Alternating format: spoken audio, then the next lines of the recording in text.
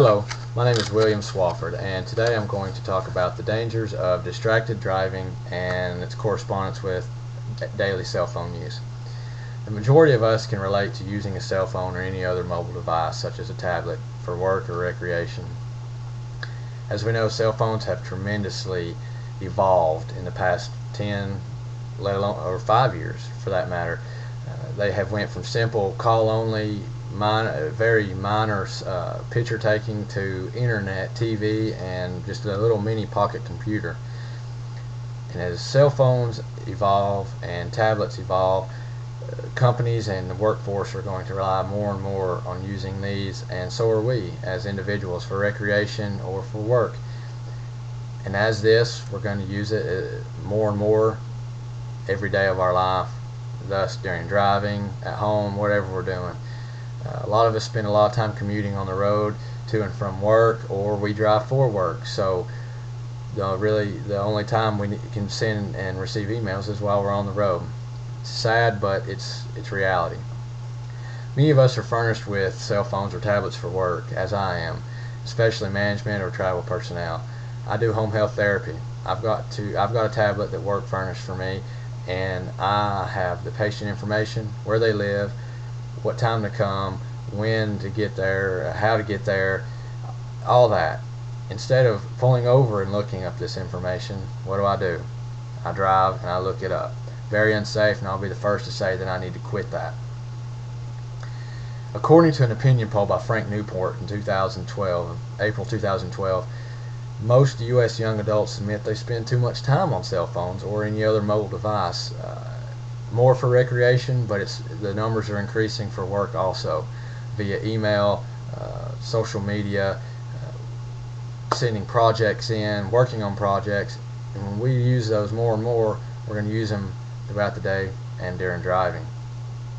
We've all been a distracted driver. It's not just because of cell phones. People eat, we drink on the road, we apply makeup, we have dogs in our laps, we read newspapers, we do all that stuff. We have screaming babies in the back. Some of those are preventable, others are not.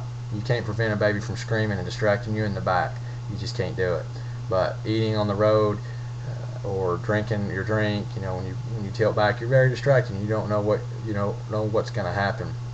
And according to a poll by the Health Day in November 2011, over 37% of people said that they have received or sent text messages while driving, and only 18% say they do it regularly. Personally, I feel that number should be higher, but the numbers say they're 18%. 86% of people say that they ate or drank while driving, and 57% of those people admitted to doing it often, mainly in the morning. They're rushed for work, they got to get to work, we got to get our food in our system. There again, I'm one of those people. I'm a statistic.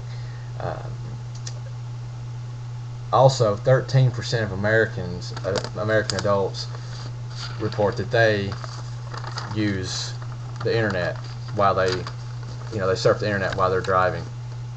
All these numbers are way too high, and yes, I'm involved in a lot of them, and as the previous report shows, a large percentage of people say they know distracted driving is dangerous. However, they continue to engage in it. We all know that wearing a seatbelt is the law, it is safe, it's common sense. However, do we all do it? No, we don't, but we should, yes.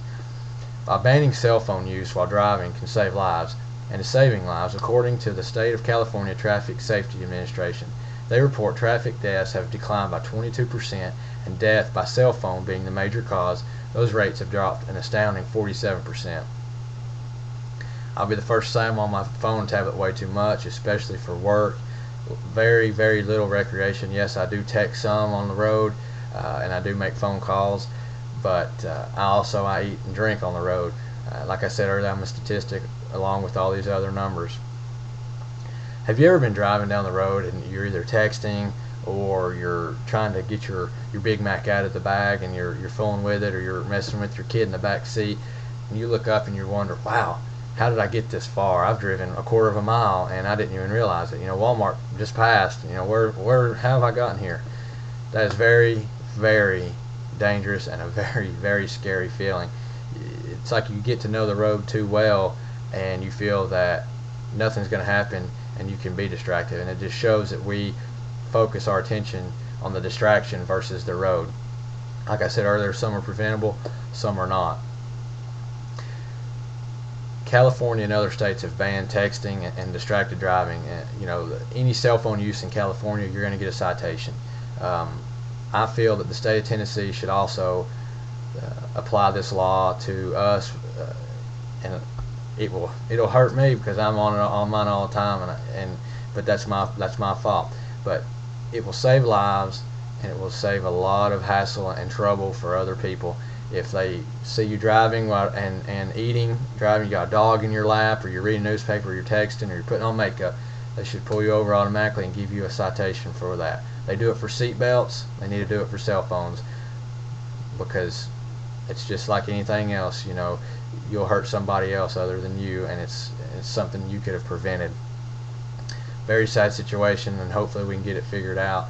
And I hope we all kind of decrease our use on our cell phone, especially while driving, and just being distracted in general. Try to prevent eating and driving. Wake up 15 minutes earlier and get you a bowl of cereal, and prevent having to do so while you're driving, eating something on the road. I want to thank you for your time and attention, and I hope you learned something today, and it's been good talking to you, and I'll see you guys later. Have a good evening.